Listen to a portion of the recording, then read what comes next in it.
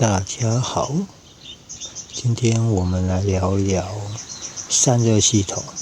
然后可能今天要分两个部分下去讲，一个是引擎的散热。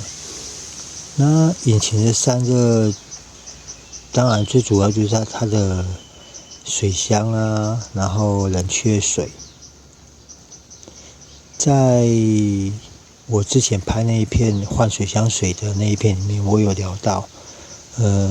我们这型车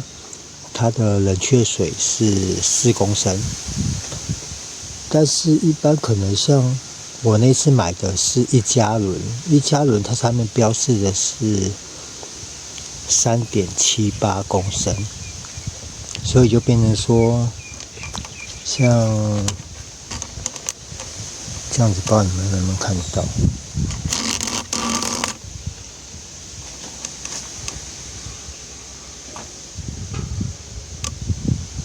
可能光线没很好。我用讲的好了。我的水箱水是满的，但是我的副水箱它的水位在上下限之间，因为我自己的习惯了。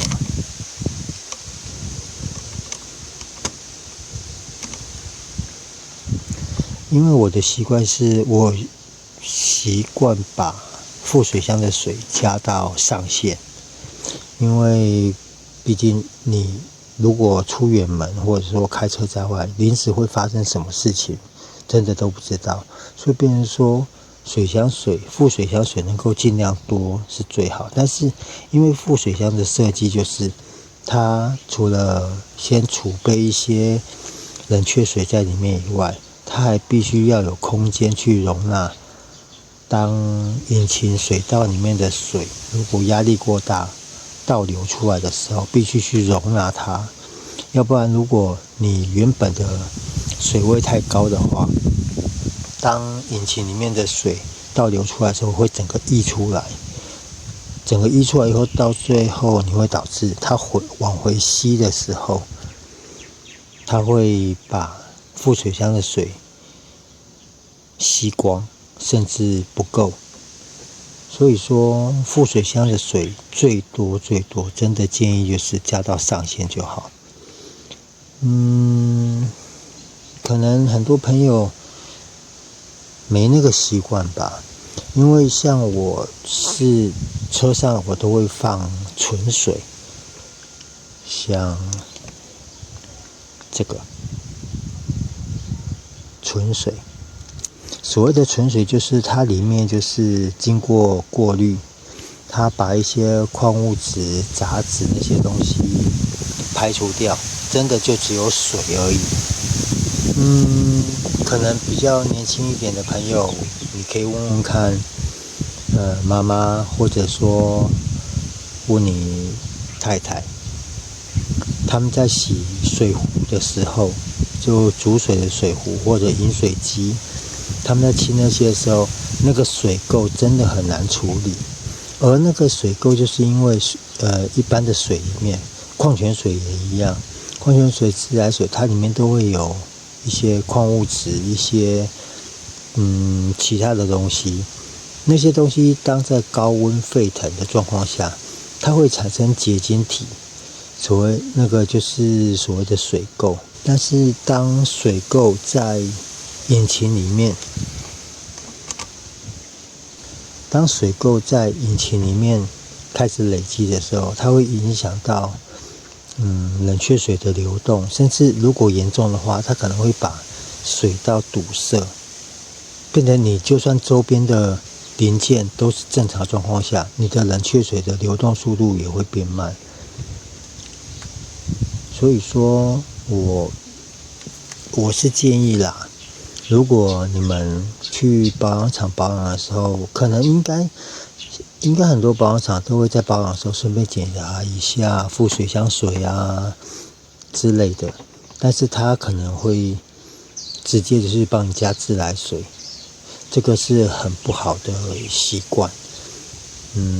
就是我刚刚讲的，因为如果你自来水那些含有矿物质啊、杂质那些的水进去以后，可能量很少，可能还无关紧要。但是如果加的次数多了，或者说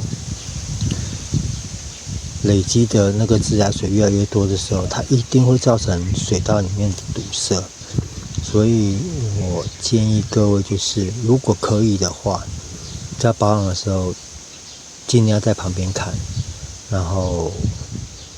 因为这个真的很难讲啊，可能师傅也是一个出于好心，但是可能就方便就直接就加自来水，这个真的很不好。所以可以的话，在保养的时候跟师傅讲一下，如果水箱水不够的话，不要帮你加，或者说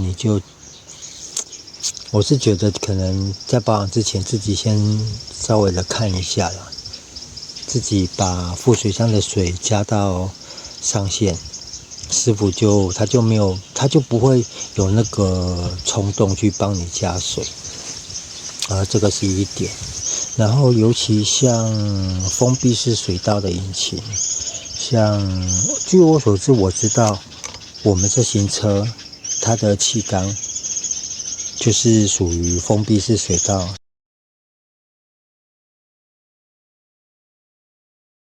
所谓的封闭式水道，就是当你把气门室盖移除，把气缸上盖移除的时候，你会看到4颗活塞嘛，像4缸的，就是4颗活塞。然后它旁边应该怎么讲，就是它不会直接让你看到气缸筒旁边的里面，它只有留一个小孔，一个小孔，一个小孔，一个小孔，那种就是封闭式水道。如果你直接打开，就能看到气缸筒的话，那个就是开放式水道。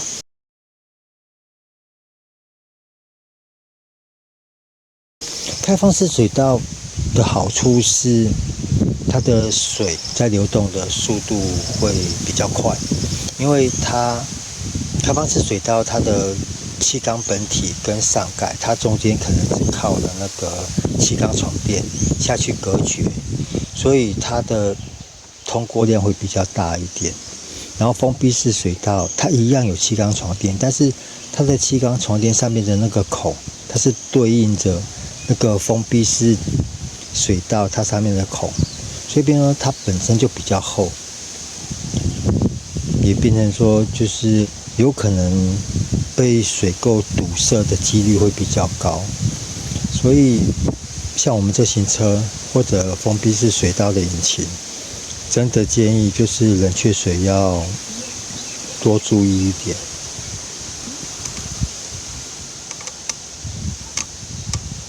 当然不是说开放式水道就不要去注重，还是要去注重啊。因为开放式水道，我这样讲好了，冷却水它里面的成分，多半都会掺杂着，可能润滑、防锈，然后那个制泡剂，就是防止气泡产生的一些化学物质。但是当你如果加水的次数多的话，你会把那个比例冲得很淡。所以在换水箱水那篇里面，我有聊到，就是说水箱水最少你要找那种浓度。如果你是买原液的话，那就是自己调配嘛。那如果是买那种调配好的话，最少你要找35%以上。而且它这个35%你不能再加任何水哦，连纯水都不能加了，因为你加下去你会降低它的浓度。我是记得国外有人研究过啦，他就是说水箱水，水箱精最好的比例就是35%到60%之间。但是这个可能要看你所在的区域啦，因为你浓度如果太高的话，可能对散热也不是很好。然后一般来说都是建议你调配的冷却水的浓度就是在40%到50%之间，这是最好的。因为目前查到的资料就是35%以下不好，60%以上也不好，所以在这个范围里面，最保守的浓度值应该就是在40%到50%之间。那像我那次换的是50%的，我那时候换，我就是有预期到说我有可能会水箱水不够，但是我都已经买了一罐，然后可能像我们这型车，我刚刚有聊嘛，我们这型车是4公升，但是一般外面卖的可能都是算加仑的，所以变成说我会有点不够，所以我才会选择50%的。然后可能加一点纯水进去的话，刚好就大概在它的浓度就在45%到40%之间，这样子还是属于它的容许范围内。然后还有一个部分就是刚好有一个朋友他也是出现了冷气突然不冷。